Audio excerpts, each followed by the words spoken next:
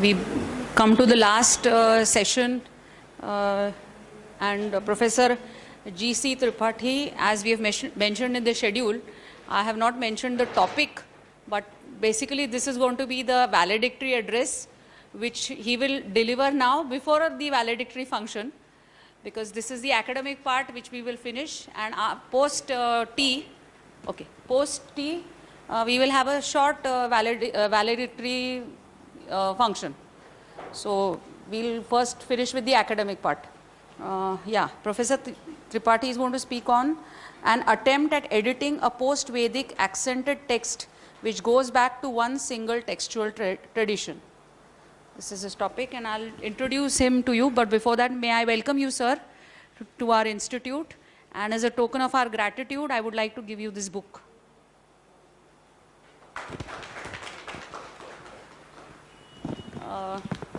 A few words about Professor Tripathi. He is a well-known and widely reputed Indologist and Sanskrit scholar, trained in his disciplines both in a traditional Indian and Western way. He has been awarded Certificate of Honor as a modern Sanskrit scholar by the President of India, Dr. APJ Abdul Kalam, in 2005, and honored by various Indological institutions and Sanskrit academies in India. He did his PhD on Vedic deities and their subsequent development. He was a postdoctoral fellow of German Academic Exchange Service to the University of Freiburg during 62 to 67. And his elective subjects were comparative religions, Indo-European philology, and Latin. His thesis then was on the gradual development of Vishnuism as evidence through Vedic epic Puranic legends, and it was composed in German under the title Eine Religionsgeschichtliche Untersuchung der Legende der Zwerginkarnation Vishnus. He obtained a DLit on Orison temple literature in the field of ancient Indian history and culture from Allahabad University. He is especially trained in the disciplines of manuscriptology and in the principles of textual criticism of the Leipzig School of Indology. Thank you, sir. Let the students know what all you have done, sir. He served for 33 years as director professor in a research institute and several universities. Till recently, that is till July 2012, he was a national fellow at the Indian Institute of Advanced Studies, Simla. His last major appointment was as a professor and head of Kalakosh Division, that is Research and Publication Wing of the Indira Gandhi National Center for the Arts. He has authored several books on Vedic and Puranic mythology, Sanskrit literature, art and architecture, ritual and philosophy, and so on. And he has edited many manuscripts from Sanskrit language. So may I ask the professor to start his lecture? You may hold this mic also in case that fails. Okay, yeah.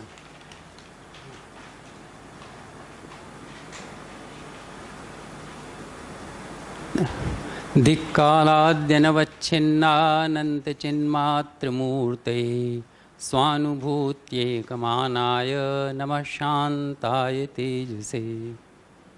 Thank you very much for this very...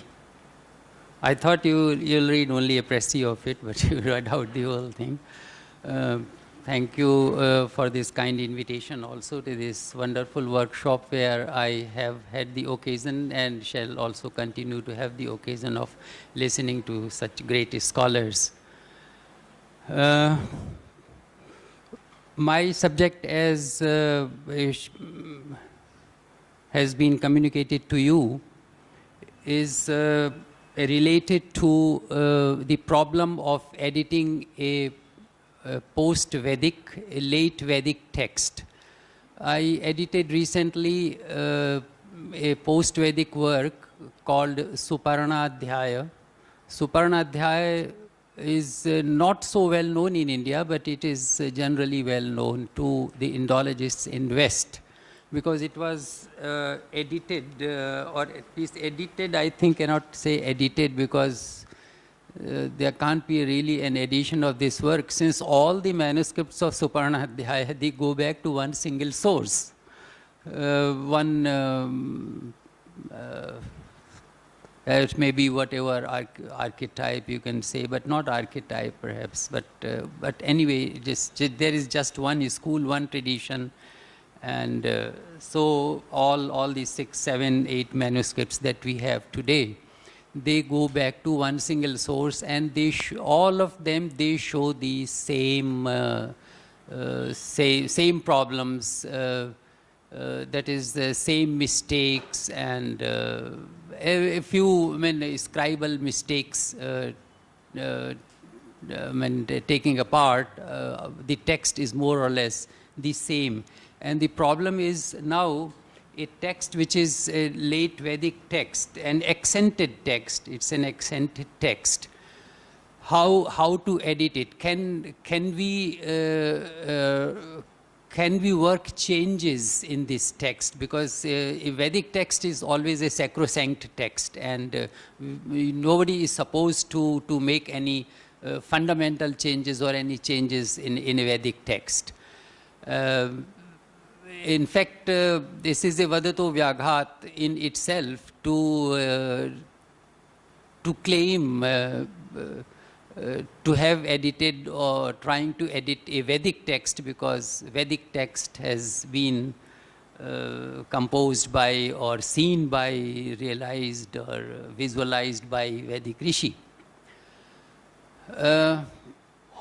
Professor Bahulkar, whom we were together in Chennai some 2 months ago, and he suggested me that, I think he suggested me on phone that I speak on this Suparnadhyaya in this valedictory session, because this session is too long, but there should be at least one major lecture in this in this session. And this Suparnadhyaya, I am very happy that you have a copy of the text with you. Otherwise, we also have here projected on the screen. As I told you, it contains almost all the errors which can be expected and which are usually there in a corrupt text. So all sorts of corruptions, phonological corruptions, deletions, additions, substitutes, transpositions, and many other things. All these things which make a text corrupt. And also, not to talk of the accents. The accents, they are also problematic. Now, I'll talk about the accents, but just a foregoing remark. As I told you, this Suparnadhyaya is accented, and it follows the accent system of the Rig Veda, not of Yajurveda or Shatpatha Brahmana or other. There are many accent systems, as you know, but the main standard Rigvedic system it follows. But about 10 to 15% of the words, they have a different accent, and about some words we know that they are wrongly accented. We can find out that they are really that there has been some the manuscript tradition has not come down to us in a very faithful manner. But about others, we have a little doubt, because it's a post-Vedic work. It's possible one should at least keep a margin for the later development of the accents of the Vedic language. I mean, we cannot expect a text which was composed perhaps 1,000 years after Rig Veda to have the same accent system, or the same accent, the same udatta on the same word. It's possible that the accent has shifted. And in Panini also we find that he refers to many words, udakcha, vipasha, and so that this word is accented here in this region in this way. So it is possible that some of the accents that we find here in Suparnadhyaya may represent the correct accent of the time and the region in which it was composed. It's possible. So that we have to, that margin we have to give. But about others, we know for certain that they are wrong.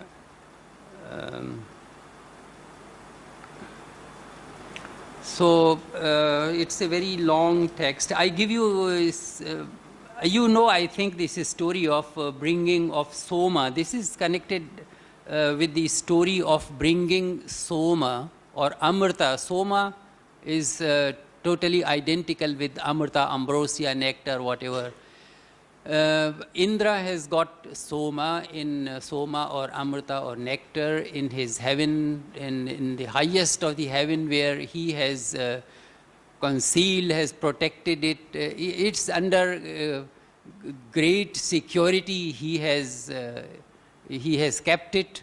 There are snakes around it with open jaws. There is a fire burning around, there is a chakra also moving always around, and many other things, and a Maya is there. And so a multi-layer, say, security system is there to protect this jar of Soma. And why should Garuda go and get it? Garuda has to go because you know the story, I think, of this Vinata and Kadru.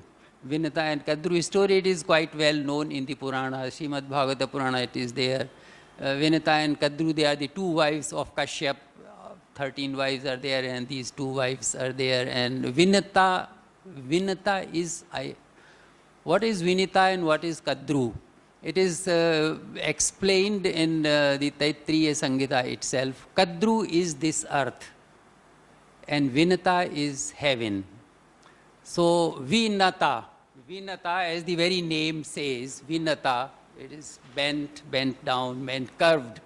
So Vinata is the sky, and the sons and the offsprings of Vinata are birds, and offsprings of Kadru are snakes, because the snakes live in the earth. So figuratively, Vinata and Kadru are earth and heaven together, taken Dyava Prithvi. So now there is a Vinata and Kadru, I read it out perhaps, this is better structured, just one page of it, the story. The text that you have in your hand, dear reader, is a metrical, dramatic work. It's a drama. It was really enacted during the time of Indradhwaj festival. And you see, old, I suppose, or I presume that the oldest of our dramatic works were not completely in prose, but in metrical form. You see, and also not in free metrical form, but in well-structured metrical form. And not like Shakespeare. Shakespeare is also not prose. It's also, you can say, it's also not verses, but it's also not prose. It's a blank verse, you can say. So when you read, unfortunately, I have not given you a complete text of the Suparnadhyaya, because we can't discuss the whole text. I have taken out only those pages which have certain manuscriptological or problems related to textual criticism. Only those pages are here. You don't have a complete text here. But when you see the book, it's there in the printed form as well. I can just show it to you. It can go around and you can have a look at it. And there are different characters who speak in their turn. And then there are also stage directions are of course not there. The stage directions were perhaps, I don't know whether stage directions were added to the dramas later or whether they were, all of them were by the poet himself, but here there are no stage directions. But you can, the very structure of the text shows that it was a drama because the scene changes very often, and there are 15 adhyayas and suktas they call it, and in 15 adhyayas, a new adhyaya begins always with a new scene. Sometimes also the happenings are also shifted to somewhere else, either in heaven or on earth or elsewhere. So altogether it's a very interesting drama.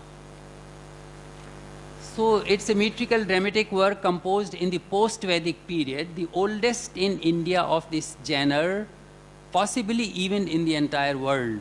The plot of the work is woven around the Vedic myth of fetching the drink of immortality, the Soma, by Garuda from Indra's heaven for the sake of his snakes in order to liberate his enslaved mother, Vinata Suparni, from the bondage into which she has inadvertently fallen due to losing a bet to her co-wife Kadru.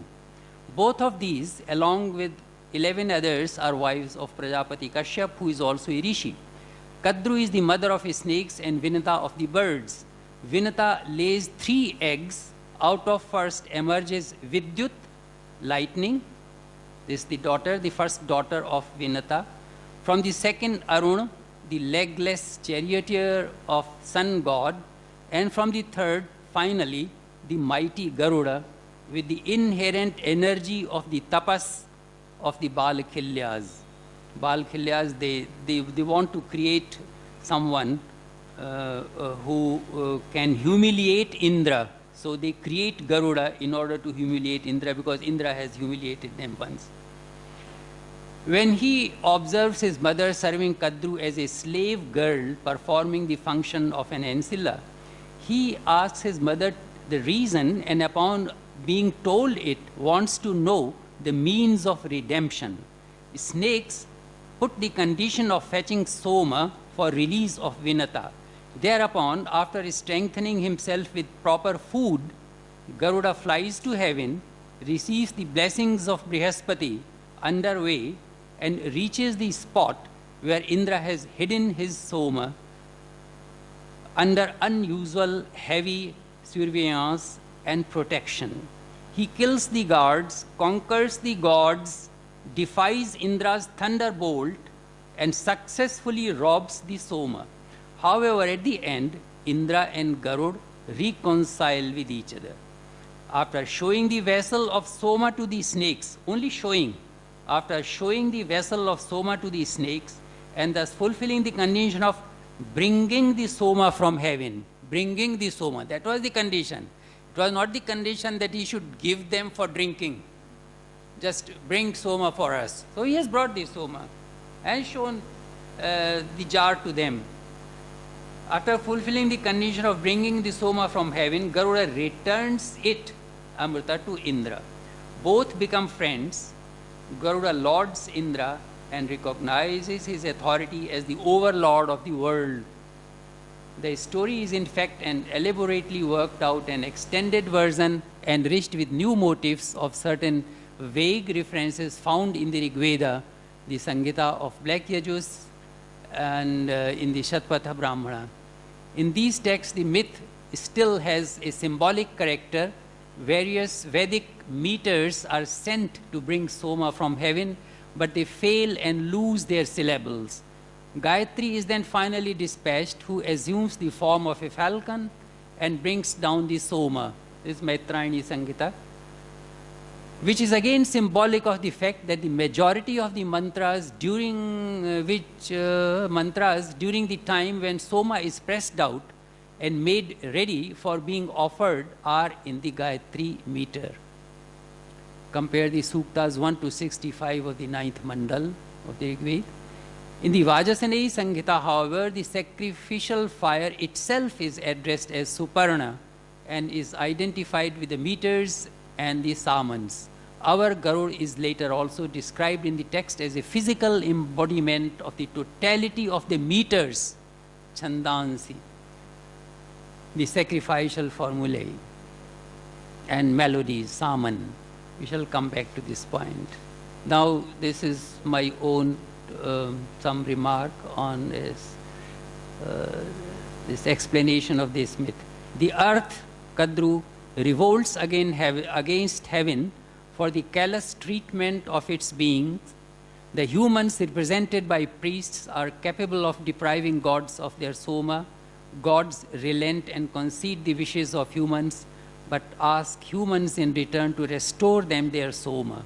With this act, both earthly and divine beings come to peace together. Garud is a link between heaven and earth. He is born of divine mother, but an earthly father, Taksh or Kashyap. This was from the Rig Veda.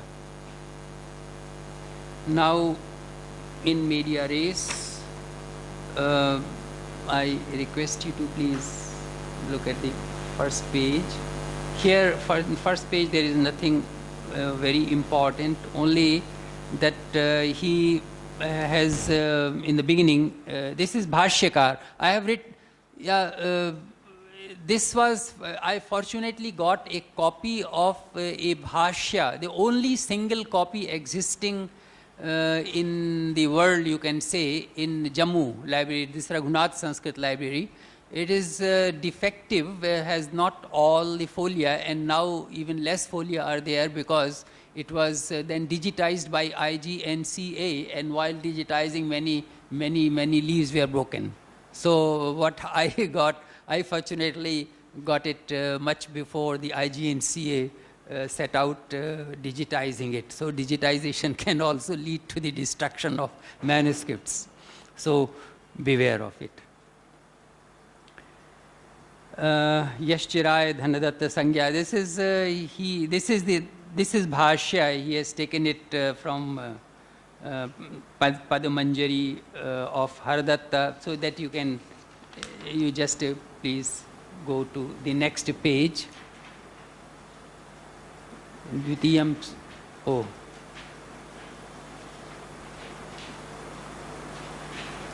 I think it is better because you don't see the Vachanani. See the Vachanani. Vachanani, there is a Padapatha also. There is some discrepancy in the Padapatha and the Mula Patha. In Padapatha, Vachanani, the correct Udatta is on Na, and therefore Swarit is on Ni. But in Padapatha Matrikayam, you see number 4, Padapatha Matrikayam Bhranti Vashat Etat Adya Udatta Rupena, in bracket Vachanani Cha Swarit Ankitam. You see number 5 note, this is the transposition of the verse. Transposition happens because all our manuscripts had loose leaves. And so sometimes a leaf just because they are loose, it is arranged elsewhere. Sometimes if they are not numbered in the beginning, then it is arranged elsewhere, and very often it happens in Manava Dharma Sutra. It has in many Vedic works it has happened that a portion of it which without any context appears somewhere else, and then from there you have to fetch it back and to put it where it is. It happens very often, and with the Vedic texts and other texts also, you have to be on guard of it, that because this transposition takes place quite often.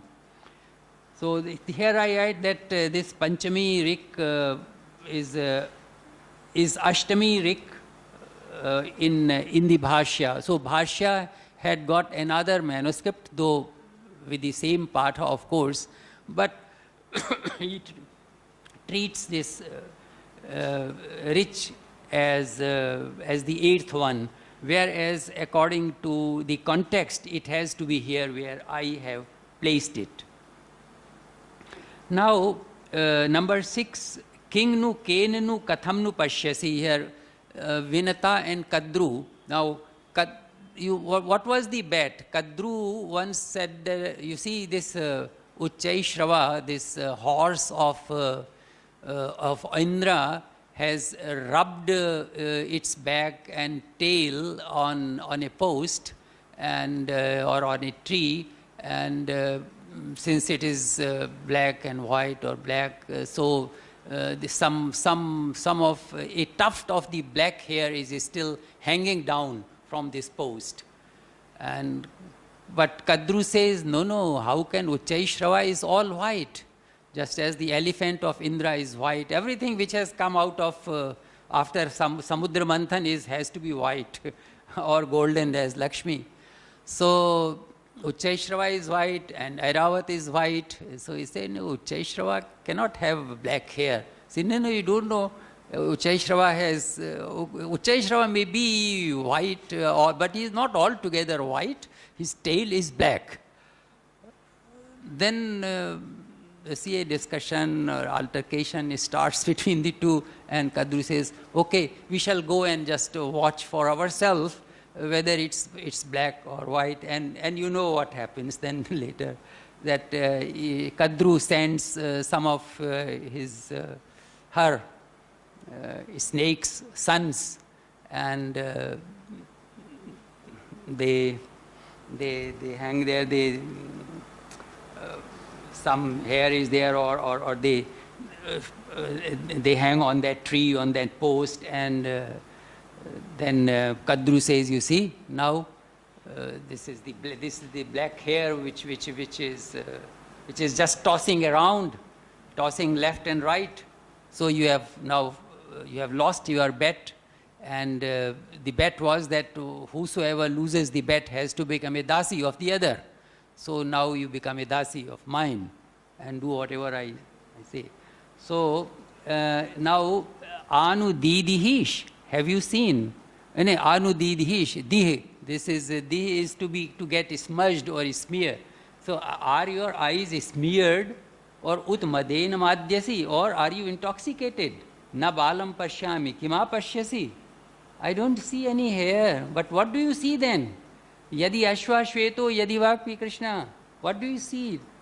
Is it white or is it black? Kingnu, kennu, kathamnu pashyasi.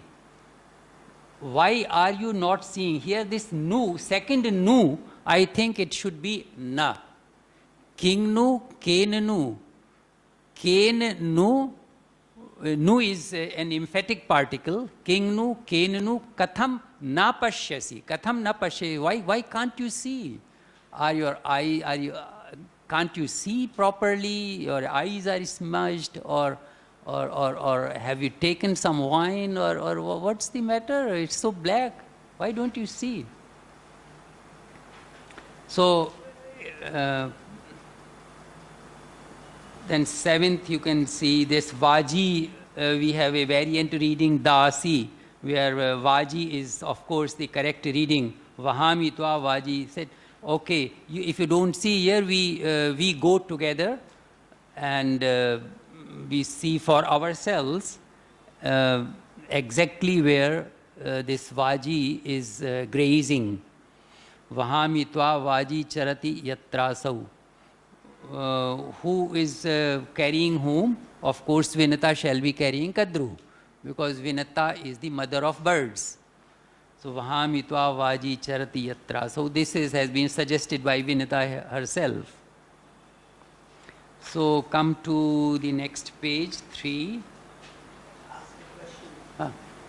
Yes, please. Yeah, go on. Yeah.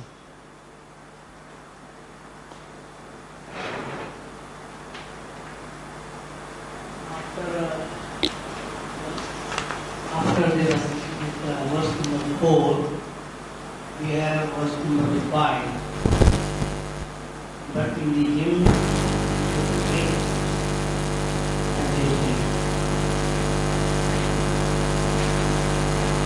you have Bhashya Vilsha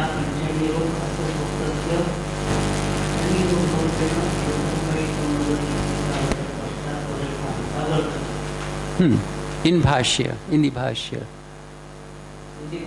Yeah. In the Samhita it is at the proper place, yes.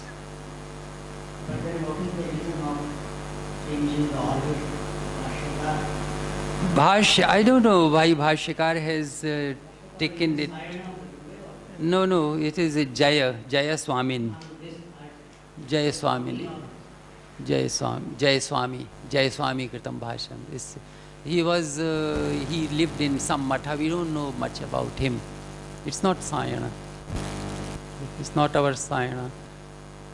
The text, I don't know how old is the text, and Sayana perhaps did not consider it worth commenting on. It's not a very, he thought it to be a spurious text, because this text has not been given much attention to in Indian tradition. How many people know about Suparnadhyaya?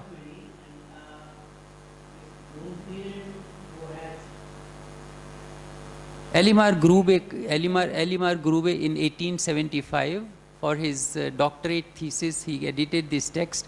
Altogether, I think there are some 25 pages, and another 25 pages are introduction in Latin language. In those days, I think Latin was the main language for writing thesis. Along with German, perhaps German had already started, but Latin was still continuing under Weber.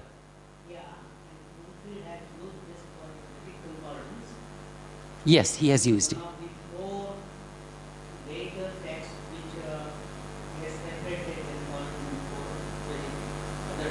Yes.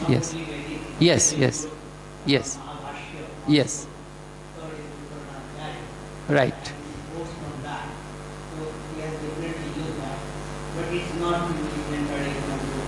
Mm-hmm.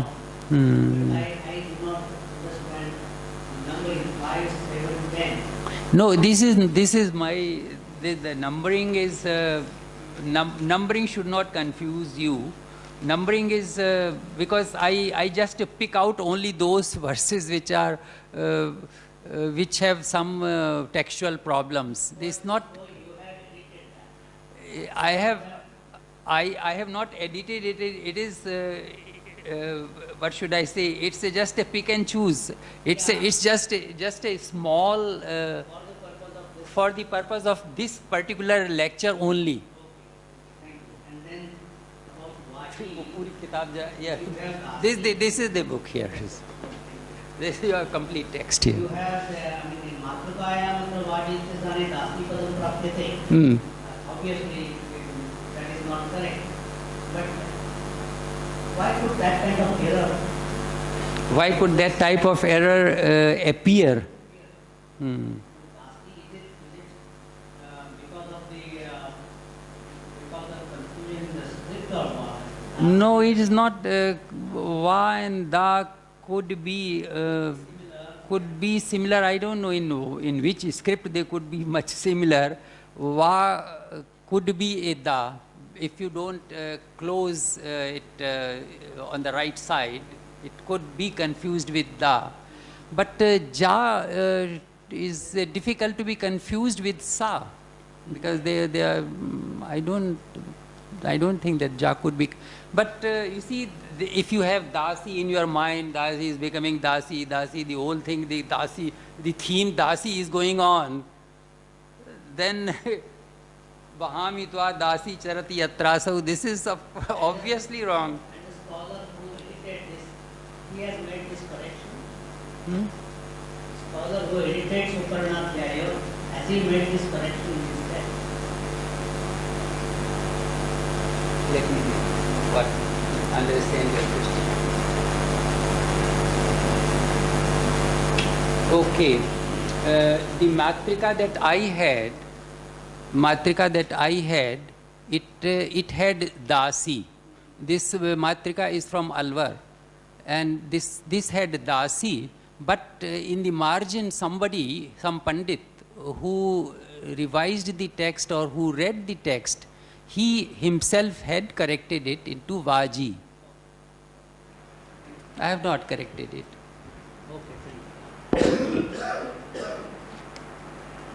केनिचित् अनन्तरं शोधितं केनचित् न मया.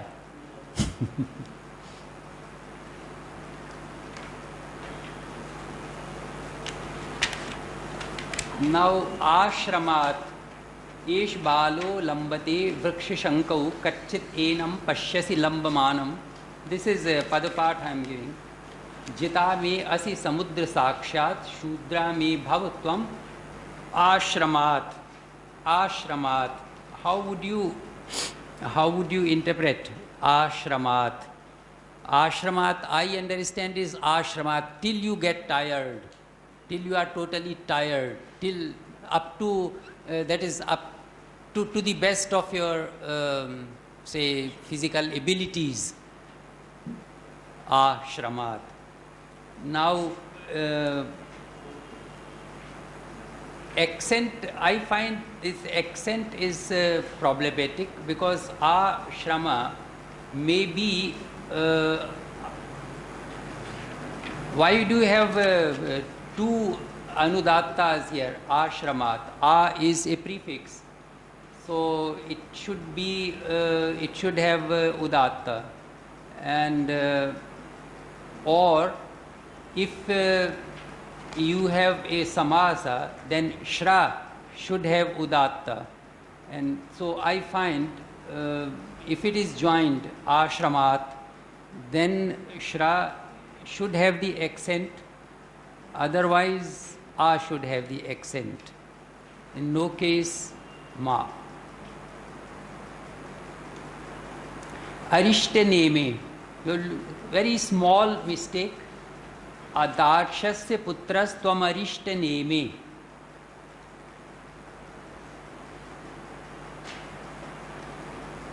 Arishtaneme. Arishtaneme is a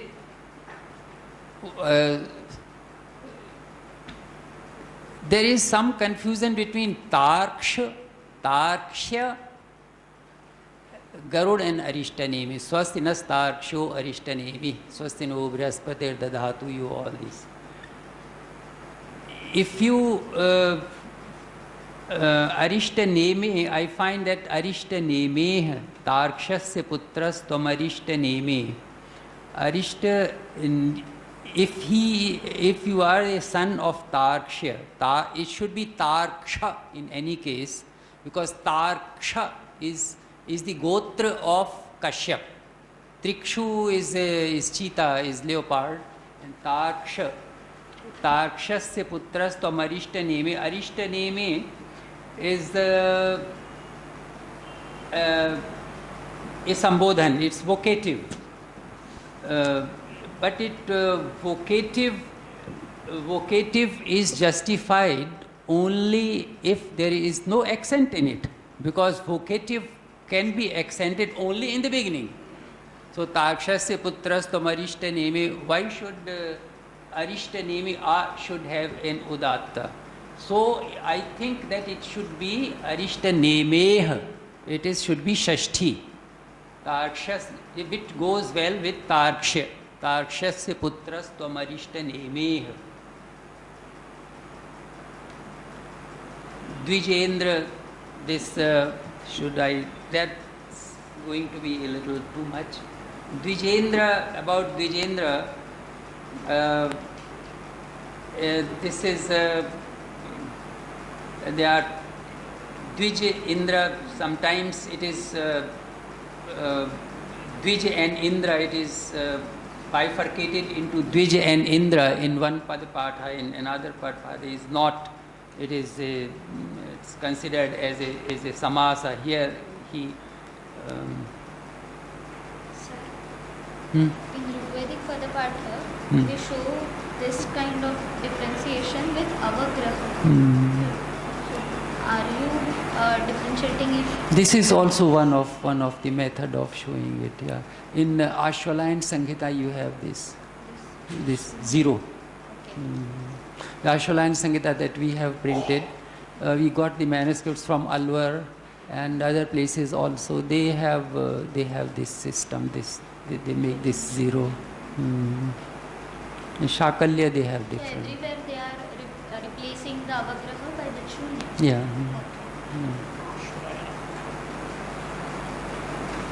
So it could be could be that Ashwalan school.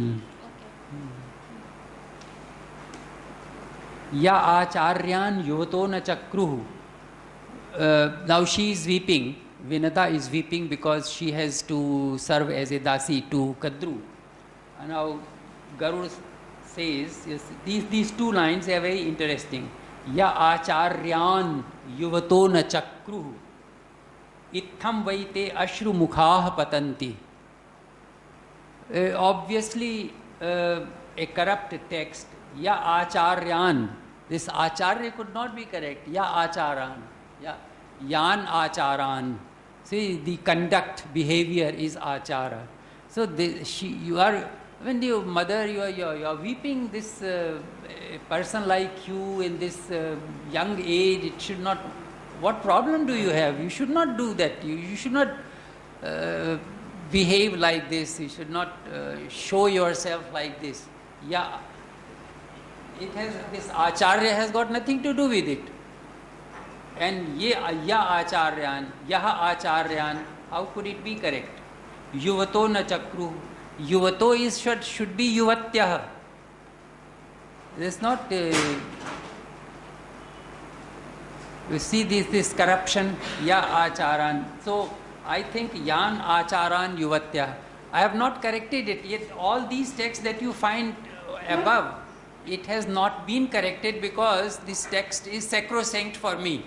So I have not corrected it. I have given only my notes in a footnote, and later in the second part of it, I have given the corrected or revised or edited version of it separately, not here. I have not disturbed the original text at all, because I am not a rishi.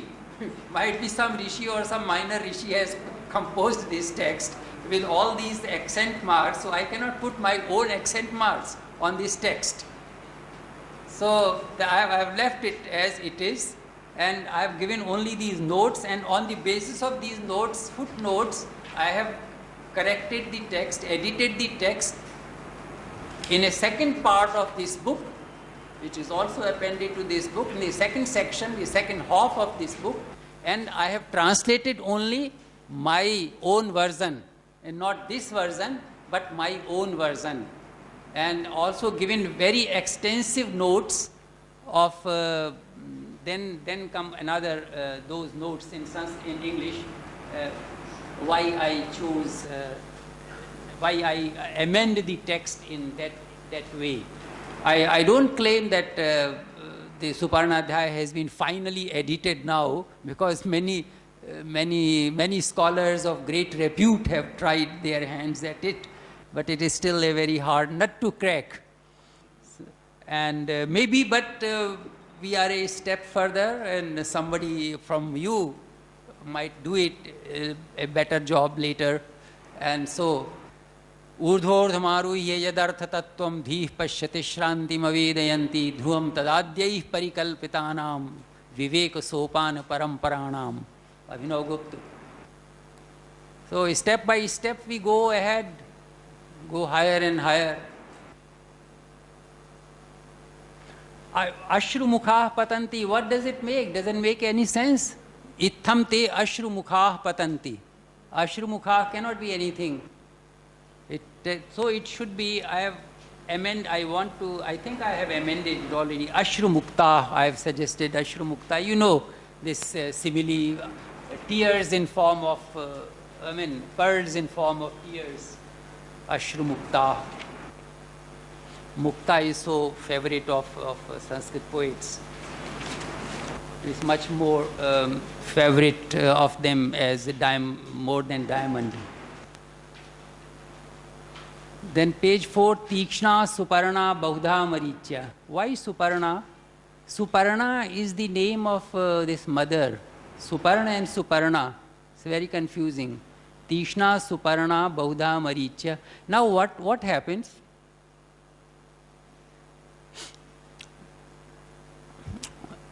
I have made a great jump here. Kadru, in the meanwhile, the portion which has not been here, the lacuna, which I have made, is that Kadru asks Vinata, I want to make a nice trip to that wonderful green island which is inside that ocean, and this is very green and nice. We shall make I want to make a picnic there. So kindly take me on your back to that particular dweep, Ramaniyakam Dweepam.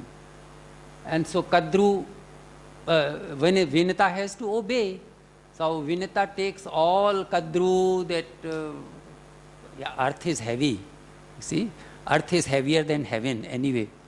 So Kadru and all the snakes on its back, and then Kadru is not satisfied with the flight. She said, no, you are flying too low, and you are touching only, your wings are almost touching water. What is the use of it? Just to fly a little high, up, soar, up. Kadru says, so how can I do that? I am so old, etc., etc.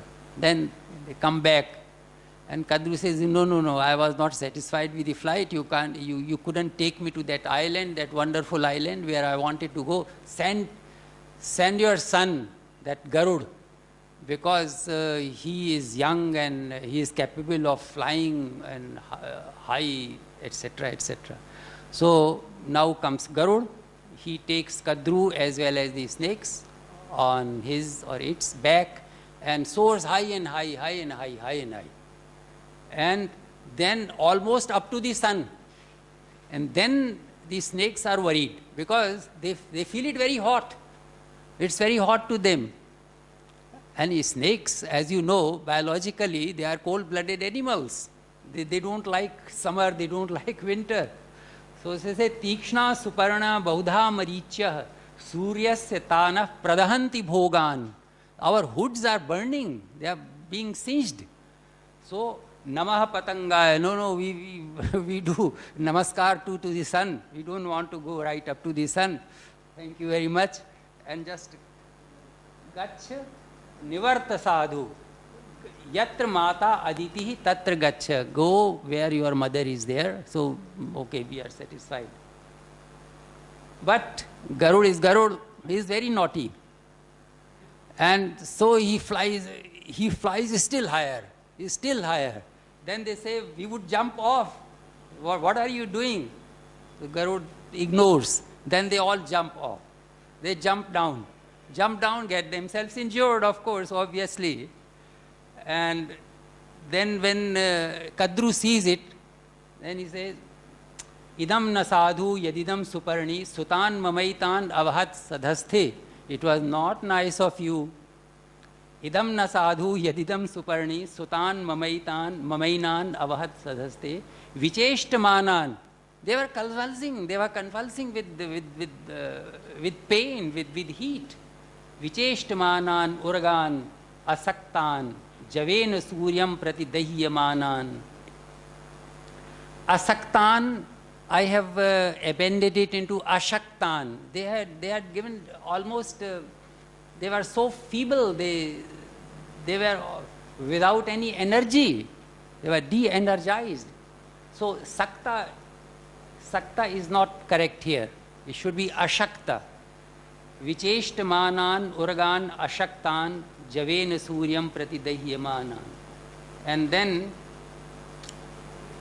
she says, Ete suryasya, this is still Kadru, the mother of snakes. Ete suryasya tapisabhi tapta kshitau vartante arun bhogavanta. Look here, Varun. No, she complains to the elder brother of Garud. Say, what your younger brother has done. Just look at it, Arun. Aham na vindami hatim sutanam nacheha taksha sahi sharma vidyat. I don't know what will happen to them. Aham na vindami hatim. I have amended it into gatim. Aham na vindami gatim sutanam. I don't know what will happen to them. What has happened to them, what will happen to them.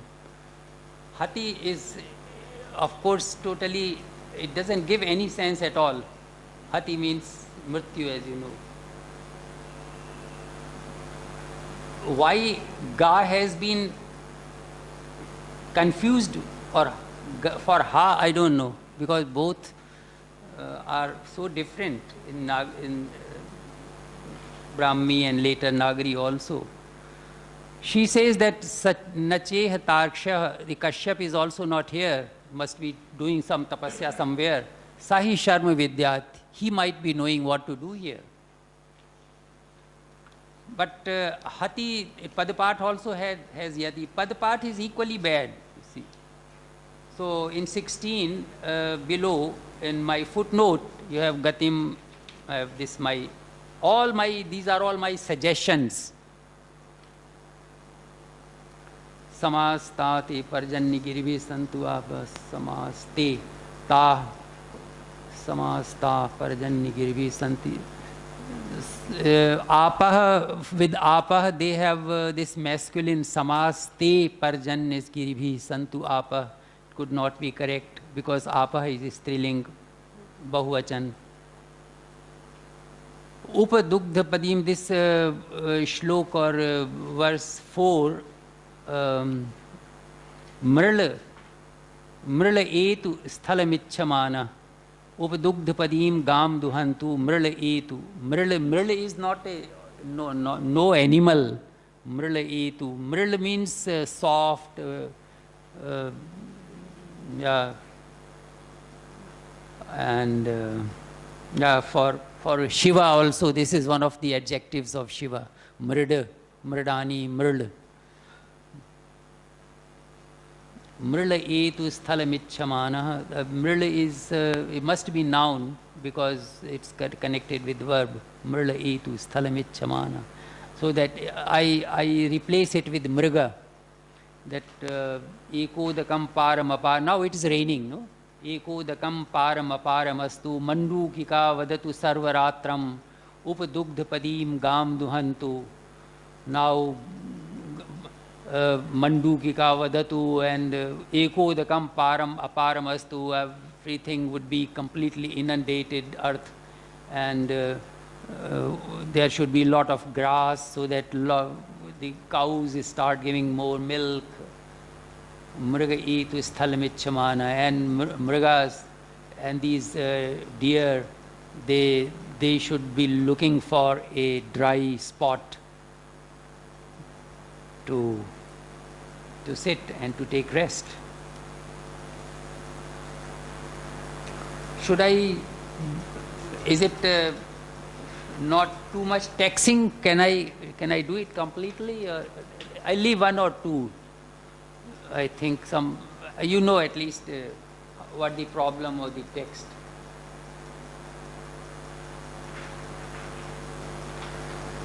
Anuyukshva, there is just one bindu, anuyungshva, missing on page 6. And this is a fade, perhaps this bindu, this dot was fade or too fade or forgotten, maybe while writing, or it was too blurred. So a completely different verb is there, verb form is there, anuyukshva. Now, Bhashyakar himself gives a pathantar.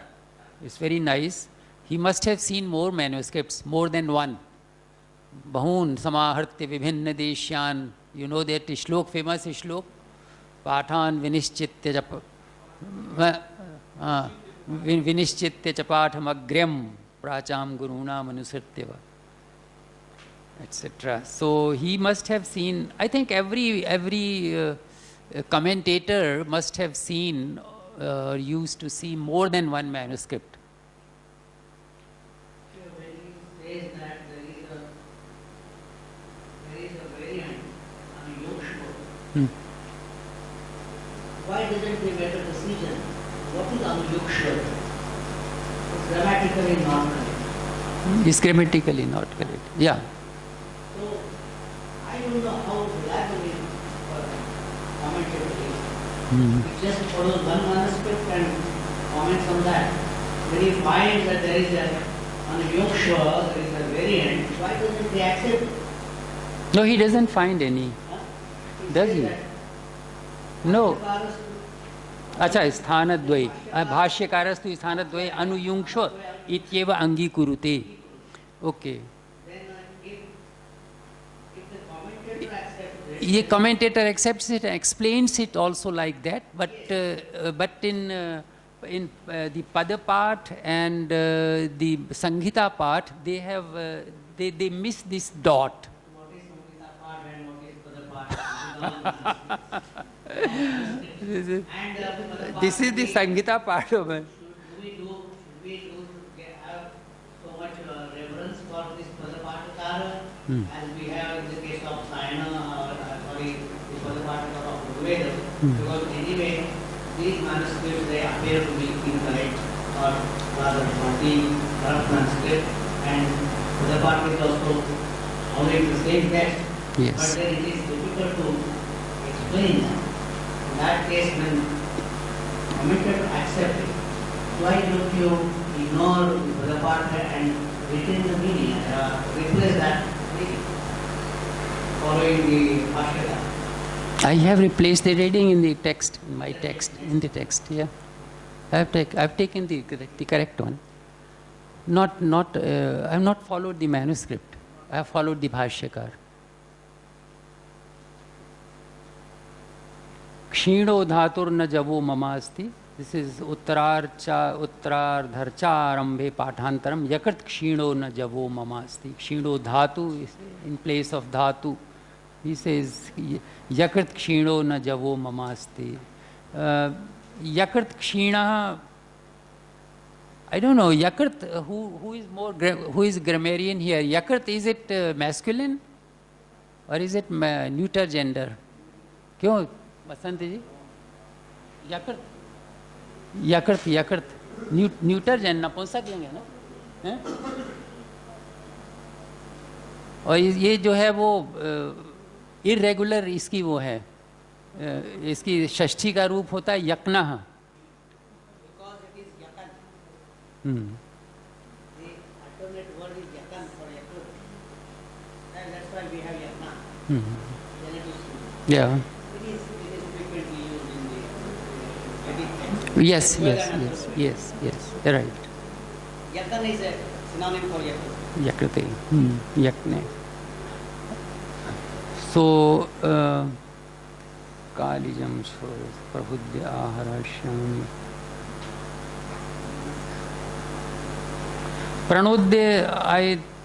Pranudya Padapat, I don't, sorry.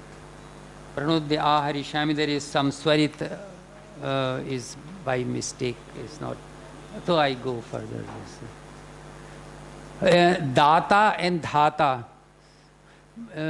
Now, what Garud says that I consist of chandas. Taitriya Sanghita, if you see that Garud is in fact, this is all symbolic. You see, Garud, these meters, you see, richas or verses composed in different meters and sung at the time of sacrifice, they bring soma. They are capable of bringing welfare to the Yajamana and the humanity in general. So, Garud is said to be consisting of or is made up of different meters, already in the Vedic text.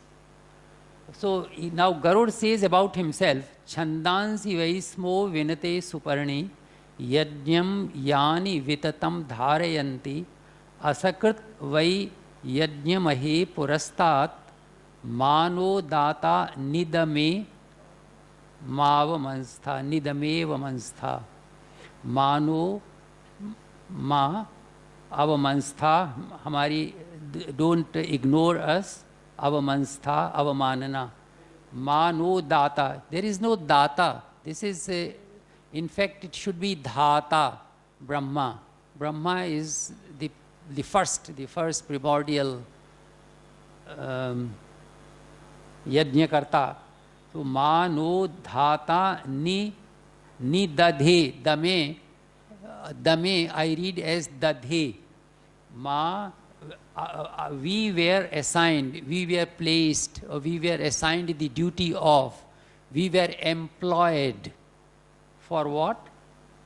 For bringing Soma by Brahma himself. Mano dhata ni dadhe avamanstha, ma avamanstha.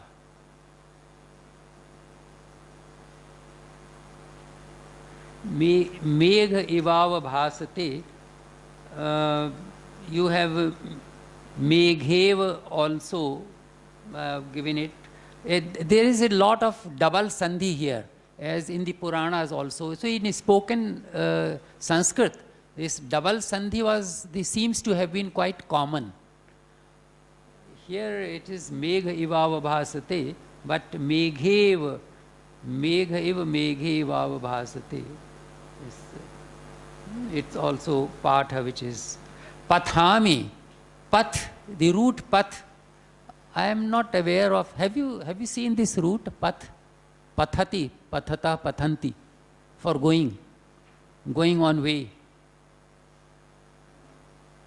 This is something very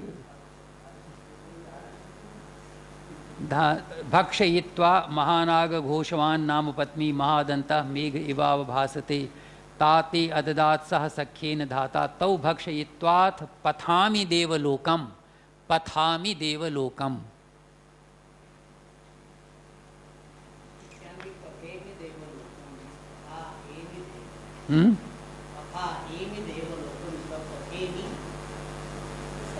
Patha and emi, pathaimi.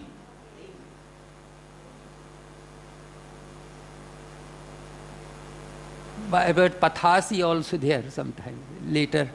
Pathasi.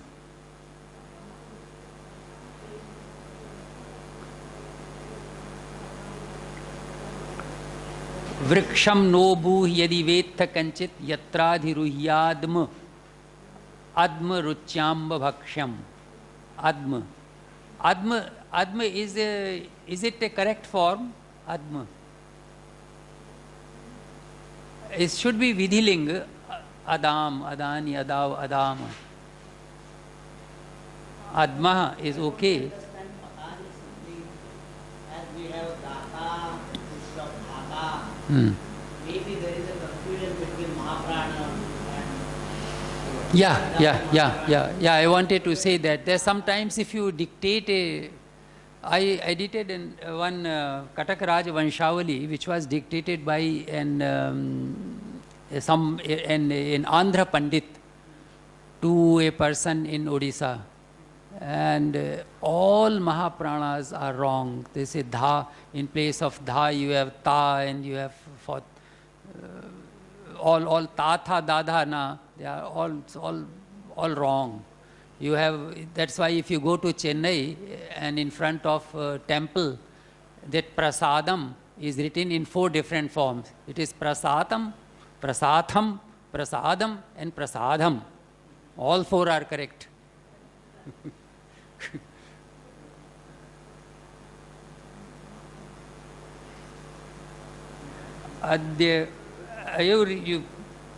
On 8 there is not Dhrajishan, yeah. Patit, Dhraj Dhatu.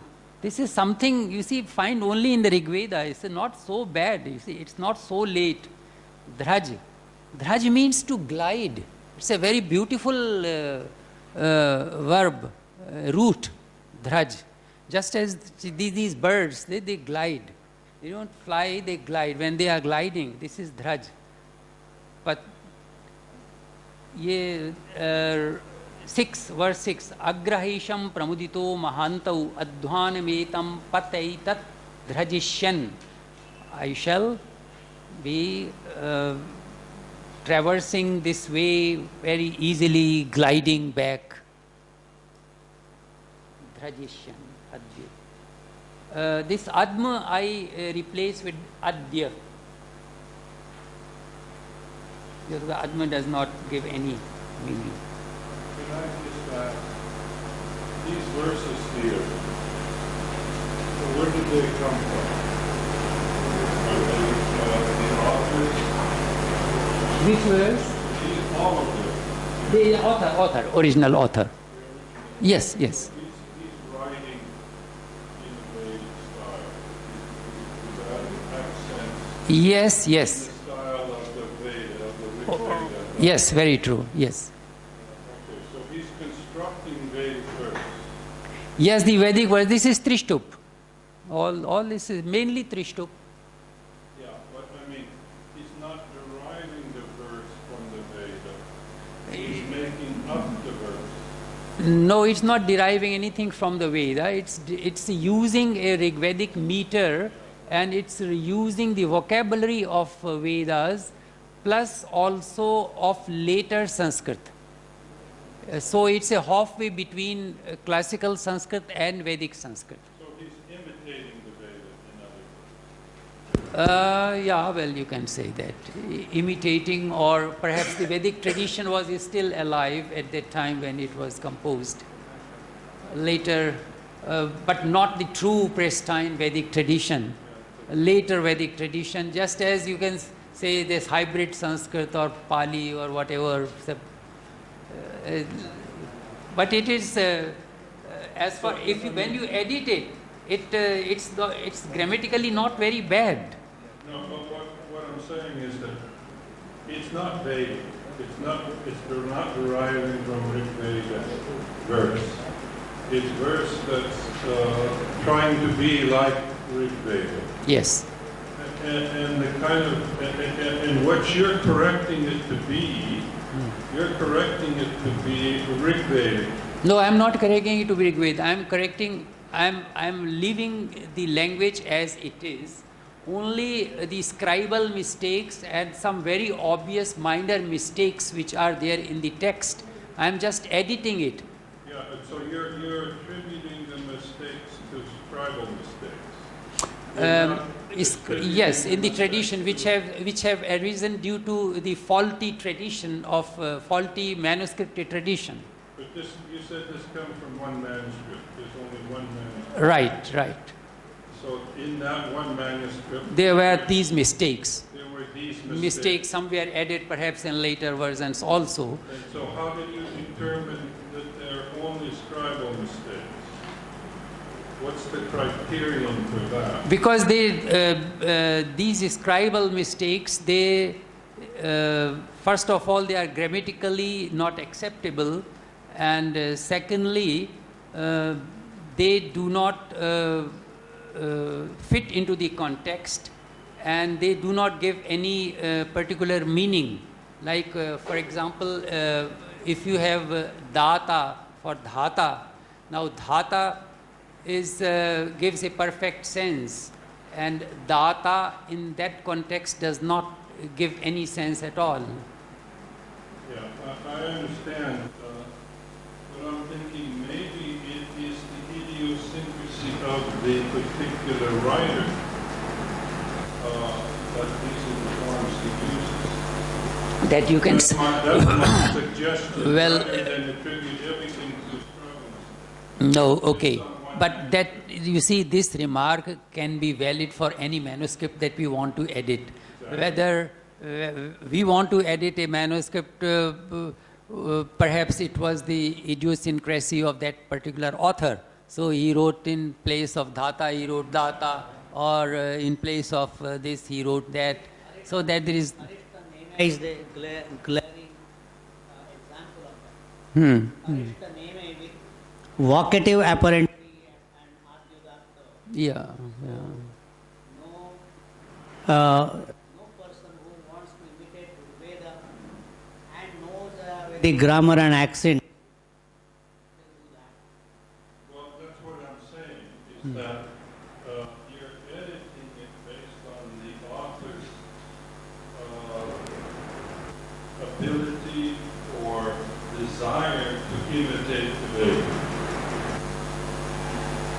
He's... You're holding him up to the He's not imitating, he's not consciously imitating anyone. There is a tradition, there is an unbroken tradition of Trishtup perhaps due till his time, and he wants to create a dramatic piece which could be enacted during the time of Indradhaj festival. And since it is connected with Indra, and Indra is very much a Vedic god, and Indra is worshipped on a certain day in September, on Vamana Dwadashi, which we call now today. So he has created a piece, a dramatic piece with different characters. There are different characters, and everyone has got his own dialogue. These are different dialogues, so in fact he might have been well versed in the Vedic lore, but he has to make it understood to the people, to the common people also, who came as a spectator to his dramatic performance. So he has not used completely the terse Vedic language of the Rig Veda, but a later Vedic language which has not yet become classical Sanskrit, but which is somewhere in between, halfway between Veda and the classical Paninian Sanskrit. Now, I told in the very beginning that as far as the accent is concerned, there are certain very fixed rules about the accent. And I think if 90% of the accents are correct, only 10% are wrong, that it means that even up to Panini, some sort of, say, accent system prevailed. Because Panini mentions that in this region, this word is pronounced with udatta on this letter, and in this region, this is pronounced with udatta on that. So perhaps Panini also knew of the accents. So this person also knew the accent, and the persons who came to watch the program and the performance, they were also aware of the accents, how a word is to be pronounced. And so these rules were perhaps still very much in force. So on the basis of those Vedic rules of accent system, which are obviously, some of them are obviously wrong, because they are wrong when you, for example, if a vocative comes in the beginning of a sentence, it is accented. If it comes somewhere in a sentence, if you say exactly, we also say the same thing in English and Hindi and other languages. If you say Bahulkar, you must. Bahulkar, kindly note that it has to be done by tomorrow. Now, Bahulkar, if I say Bahulkar in the beginning, so I want to catch his attention. So I have already asked Mr. Bahulkar. I told you several times, Bahulkar, that it has to be done by tomorrow. So if it is somewhere in the middle, then it is not so much accented. It is not so stressed. So in the same way, in the Rig Veda, if the vocative is in the beginning, it is accented. If it is in a sentence, it is not accented. In the main clause. My point is that you're attributing all the mistakes to scribal mistakes. I'm saying that could it possibly be the author's mistake transmitted by the scribe?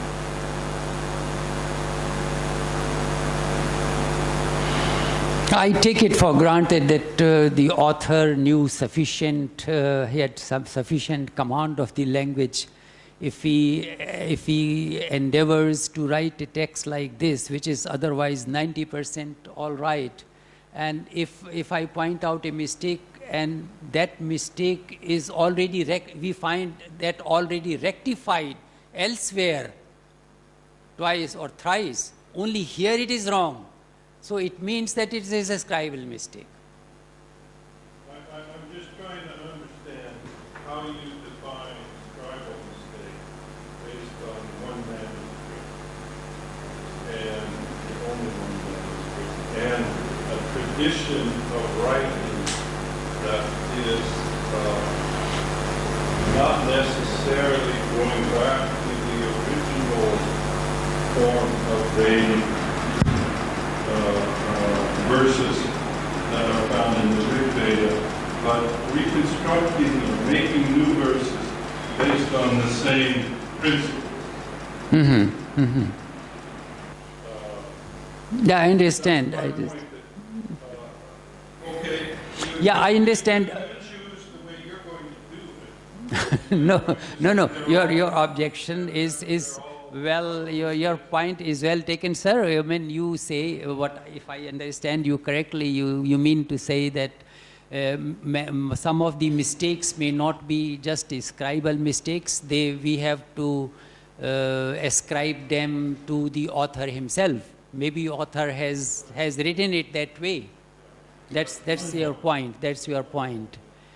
But if the author has used the same word and the same expression elsewhere in the same book, in the same text, in a different way, then I understand what you're saying. I mean, that's a principle for judging it to be a scribal mistake rather than an author's mistake.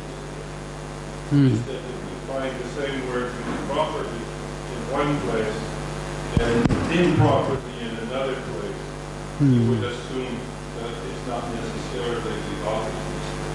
I can understand. I'm just trying to understand the principles by which you're going about your editorial process. right. Thank you. May I proceed, sir?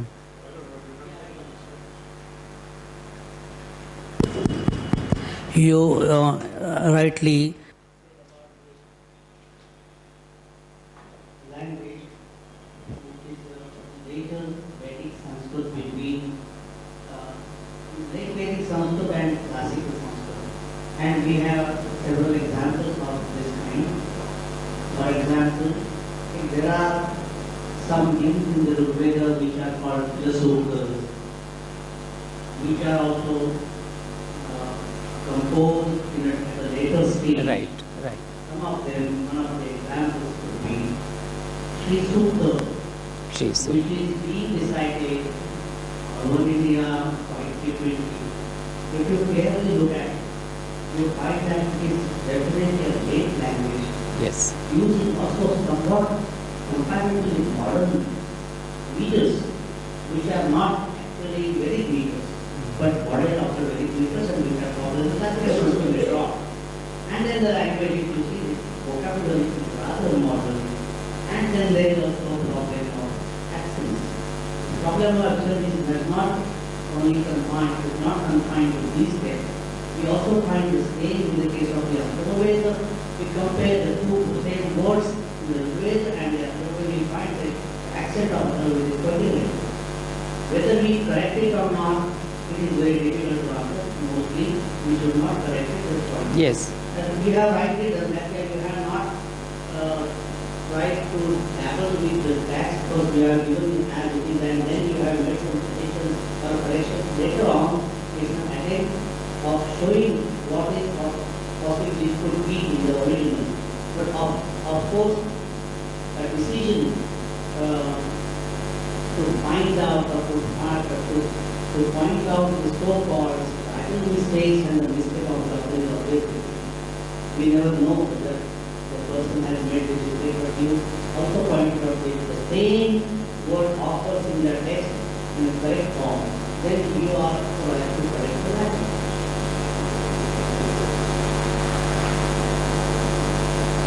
That's part of the discussion. I think it's quite important and it's very possible for the younger students this degree of option when we decide to make injections and how we assume that the text has been reached, whether the author was writing or was not or not.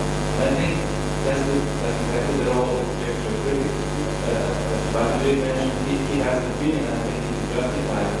If somebody is attempting to write a text like this, then it is quite justified to assume that he was well versed in this particular language. So So if you have a number of mistakes and they're about 10%, then you probably have to do structural mistakes. I think in that situation it's entitled to say, okay, I have introduced conjectures. So I think it's absolutely right. But even if it's wrong, it's very important that we document it properly. Now, this is one of the present the text and Dutch, and then present the text with all the conjectures and annotations. It's one good solution. It's extremely important that we give the chance to the later generation to raise power to reconstruct what we have done and how we have decided. Even if it goes wrong in the end, we have given the chance to the others to make a better decision. I think this is very important. The first decision to make a conjecture is always our responsibility. We run the risk to go wrong, but if we go right, then it's so much better. Thank you, Dimitrov. I have not dabbled with the text at all. The text is printed as it is found in the manuscripts today. My own emendations, emendacios, etc., emendaciones, I have given later on in a separate section. And how there I have given the text, I conceive it could have been, or it should have been, or it was perhaps like that. I told in the very beginning that I don't think that it has been corrected, or I don't have the presumption that it's not, that I have corrected it, or I have restored it to its own old pristine form, and this is now this. Exactly in this form it was written by someone whom we don't even know the name of. No, like that. But you see, all corrections and emendations are ultimately subjective. They are subjective. I think anybody who has some knowledge of the Veda, who has much better knowledge of the Veda, he would perhaps do it a little other way. He would do it a different way. But I, with my limited knowledge, I thought that I have given it in my text, my own reconstruction of the text that I have given. This is according to my own tenets of textual criticism that I have learned from my gurus, and which my feeling of the language tells me to do. It's perfectly subjective. In fact, all emendations, all corrections, they are all subjective. Some are obvious mistakes, of course, they can be perfectly objective, but many such corrections are subjective. Textual text that, in fact, one has to, sometimes one has to deal with this subjective element in the textual criticism. That's a very important element, this subjective element. I like this, I don't like this reading. You see, Bhagavad Gita was torn into pieces by Garbe. You know, he made a Bhagavad Gita. He said the Bhagavad Gita is not a coherent text at all. It has so many things. He is talking of he is talking of this Atma, that it is immortal, then he is talking of something else, then he is talking of karma, then is a Raja Yoga, then yoga also is there, then he is showing his Vishwarupa, then he says Hatova prapsese swargam jetva va bhokshase mahim, this Kshatriya ethic also, tasmad yuddhasva vigatajvara, etc., etc. So he said it's just a conglomerate, it's a, my professor Schneider also had a very bad opinion about the Bhagavad Gita. He said these are shinken, dike shinken. You know what it means, shinken. So, and Garbe, what he did, he said Bhagavad Gita, it has been added, amended, and many things have been added to it later. And so he printed it in two different colors. I think blue and black. So blue was what he thought was interpolated, and black was what was the original Bhagavad Gita. So the whole Bhagavad Gita is thus printed blue and black, and blue portion is to be deleted completely. Now when the blue portion is deleted, hardly much remains in the Bhagavad Gita of worthwhile. And so the same thing Weller was doing. The Guru of my Guru, my Param Guru. So about my Param Guru, Professor Schneider was telling that Weller, who has edited Katha Upanishad, and many other Upanishads also. So he would be editing, he said, Agni and this Nachiketa, so many different things in one Upanishad. How does it come? It cannot happen. So if Indians were like Panini and Buddha, and so straight thinking and logical, etc., sharp intellect, then they would not have created a text like Bhagavad Gita or Kathopanishad. So what Weller would be doing, he would just take it out. Oh, this is all interpretation. Throw it out of window. Then throw it, this one also out of window. Then that also out of window. Then what remained ultimately was totally useless. It's of no use at all. So that also he threw out ultimately out of the window, because that was of no use. So textual criticism can be very dangerous also. But subjectivity is there everywhere. And without subjectivity, I think there are, and in order to prevent this subjectivity, certain principles have been formed. These are very well accepted principles of textual criticism, which everybody applies. But still, the subjective element cannot be ruled out. Sorry but it was interesting. Are you interested to carry on, or tea break? Okay. Thank you very much for this nice and very, very energetic, warm discussion.